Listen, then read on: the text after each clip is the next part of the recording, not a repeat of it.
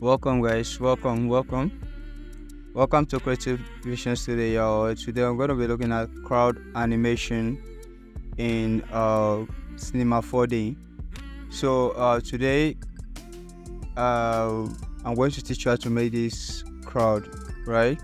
You can set it to something more if you wish. But before we proceed, please go to my channel and check out the crowd animation tutorial I did on Houdini. Yeah, if you're a Houdini fan, you are going to love that too. Without wasting much of our time, I'm going to show you how I did this awesome crowd animation. There's a hidden layer here. Let me go to the manager and let me unlock. Good. Let me unlock this. First of all, I did the imports using this file object mesh because there are some takes that come with Maxon animation. And if you don't use this method, you might fall into trouble in your rigging or your retargeting or your animation process. So now I imported this character, and after I imported this character, then what I did next is, this is the original character. Okay, so now in the process of creating this, the mistake I did is trying to add this correction deformer into the layer of the character. No, you have to create a new null. Okay, if you create a new null, then you add the correction deformer and then you make both child of the null. Okay, the correction deformer and your animation, your Maxon rig character. But first we have to transform this character into something that our clone is going to understand, and that is by, if I should right click right now, I change it to current state to object, and that's the and that is this character you are seeing here. Okay, so now, but once we change this, we are just having the character and the rig.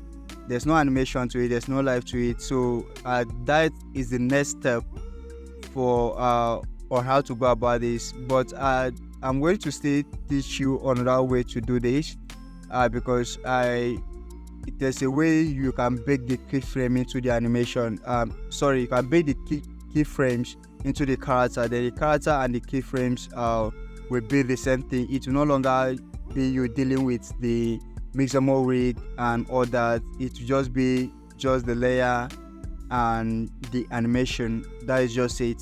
You bake the animation in the rigs into keyframes. So this character will have them. Then you don't have to deal with the rigs and every other complex things. But we are going to use this method today. Then I will teach us that in another tutorial, and also how to use different characters, not just one character, because in this tutorial I'm just going to use just one character.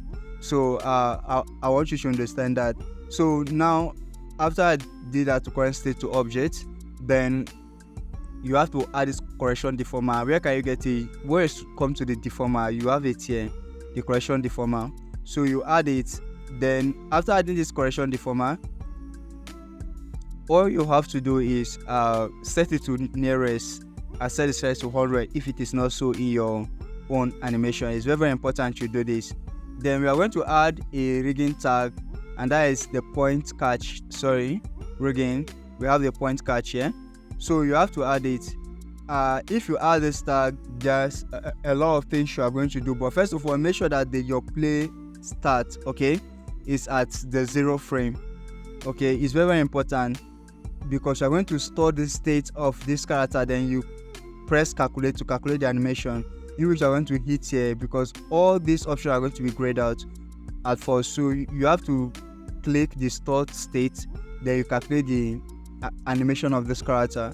So when you are done doing that, calculating the animation of that character, then the next thing you are going to do is to duplicate this to this character you have created using current state to object. So you have to duplicate it. Then every animation that this Maxon character possess will be transferred into that mesh, that new character you created. So and now the clone tool will be able to understand this, okay, because it's going to code it as an object and apply the clone information to it. So now I would have deleted this, but I have to keep it to tell you guys how I started this. So I'm going to hide it, and then let's focus on the crowd animation. So first I'm dealing with a single object at this time, so I've not duplicated them yet. So you just have to place this under the clone, and once you place it under the cloner,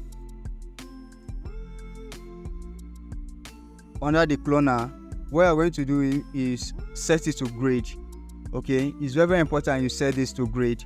So or you can choose different format, linear, radial, honeycomb. So depending on the kind of crowd you want to do or the kind of concept you have in mind.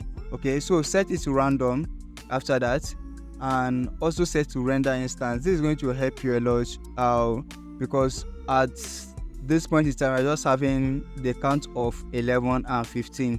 That is on the x and z axis of this plane. So you can have more clones. Sorry, let me go back. You can have more clones. You can have thousands of clones, but you have to set it to render instance so that the clone will treat the cloner will treat all these clones as one object, okay, not as many. So and your machine will be able to calculate it. So that is it. So you have to choose the distance from each of them, the x and y. So but at default it is 200 and I love it that way, so I just decided to keep it that way. So now you would at this point not be seeing your characters this way in variation. No, don't panic, okay? So I want to state out something important. When I imported this character, I never did my best to clean the animation. It is something important that you should do as someone who is trying to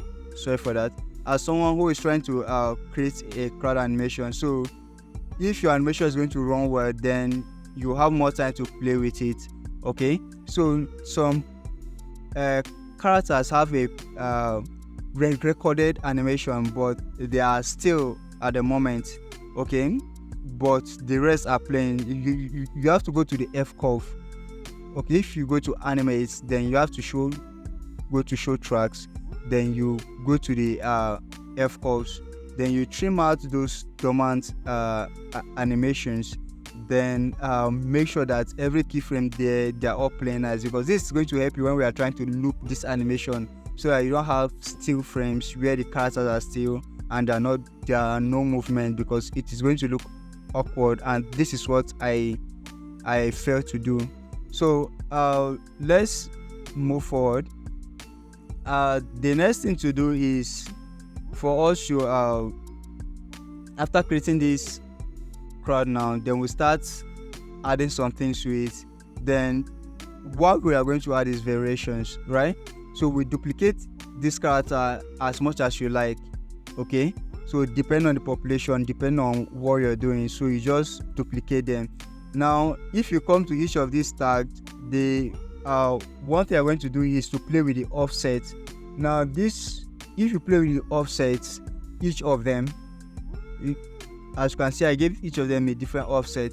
It's going to offset the animation. That means each of these character animation will be playing different time in a different rate, okay, different time in a different rate. So it's going to play different time in a different rate. They're not all going to play the same thing, okay? So it's very, very important to understand this. So the next thing we are going to do is to loop, okay? So we are going to loop this animation so that it won't just be, normal animation for maximum highest is 60 frames, okay? Now we have to loop it because some of this animation is not up to 30 frames, or some might be. So but if you have clean your animation, then you have to loop it, then it's going to play as long as the amount of times it is being looped. And this, I set mine to 100, so you can set yours, okay, and increase the frame length here. Okay, so now we have affected the animation offset, and now we have looped the animation. Okay, so these characters are not playing they are all playing in a different rate and not on the same rate. So what else are we going to do at this point? And the next thing we are going to do is to add some mograph effectors. So the first one we are going to add is the random effector. So if you click the cloner, then you add the random effector here. This is right here. Then you add it there. It will automatically add this at the effectors tab. Okay, so you will see it here. So now if you add it, then you go to the random effector.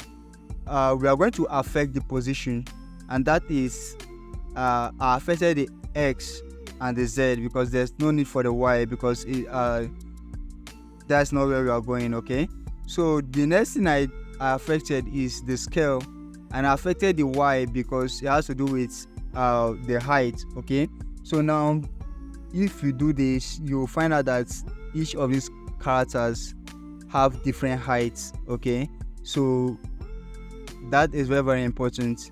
Each of these characters have different heights. You could have you can go ahead and affect the the X axis to make it fat, and but that's not what I want, and I'm not sure it's going to turn out nice. So I set this to 0.2. It's very, very important. I set this to 0.2. Then the next thing I did was to go to time. Okay, because this is all set.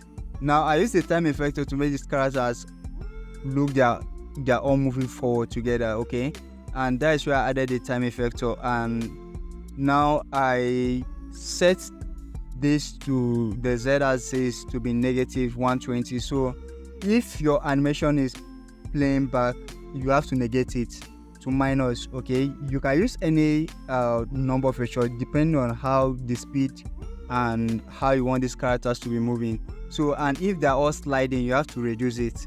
Okay, so it's very important. You have to also note this.